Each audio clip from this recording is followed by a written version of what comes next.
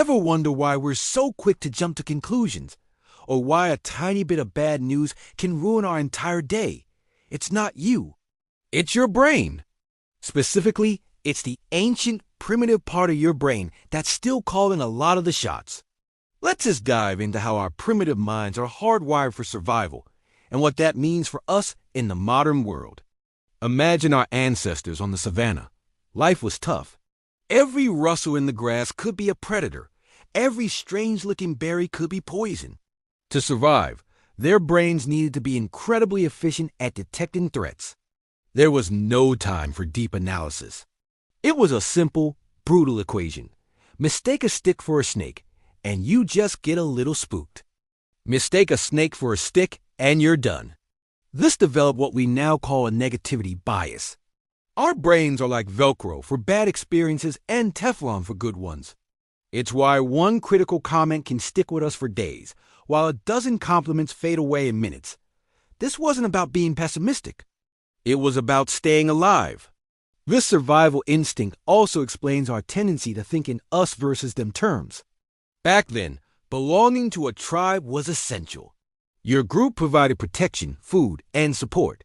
Strangers, on the other hand, were potential competitors for resources or direct threats.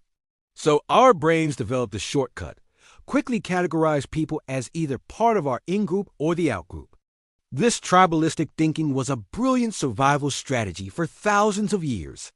In today's interconnected world, however, this same instinct can lead to prejudice and conflict when we fail to see the humanity in those we perceive as different. Then there's the brain's love for instant gratification.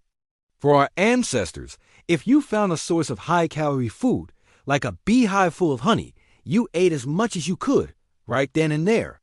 You didn't know when your next meal would come. This drive for immediate reward is why we find it so hard to resist that slice of cake or procrastinate on long-term goals. Our primitive brain is screaming, "Take the reward now," while our modern, more logical brain is trying to convince us to wait for a bigger payoff later. It's a constant battle between ancient impulses and modern aspirations. This ancient hardware also explains our powerful fight-or-flight response. When you feel stressed or anxious, maybe before a big presentation or a difficult conversation, your body is reacting as if you're refacing a saber-toothed tiger. Your heart pounds, your breathing quickens, and adrenaline courses through your veins. This system is designed to give you a burst of energy to either fight the threat or run away. The problem is, our modern stressors are rarely life or death, but our bodies react in the same old-fashioned way. Chronic stress is essentially our body being stuck in this ancient survival mode, which isn't great for our long-term health. So, are we just puppets of our primitive brains? Not at all. The first step is awareness. By understanding these ancient wirings, the negativity bias, tribalism, the craving for instant gratification, and the fight-or-flight response, we can start to recognize them in our daily lives. When you feel that surge of anger at a driver who cut you off, or that pull to endlessly scroll through social media instead of working, you can pause and say, that's my primitive brain doing its thing. This awareness gives us the power to choose a different response. We can consciously focus on the positive, challenge our own biases, practice delayed gratification, and use techniques like deep breathing to calm our stress response. Our modern, evolved brain, the prefrontal cortex, is capable of reason, planning, and empathy. It's our greatest tool for overriding these ancient instincts and thriving in the complex world we live in today. Understanding our primitive mind isn't about blaming our ancestors for our bad habits.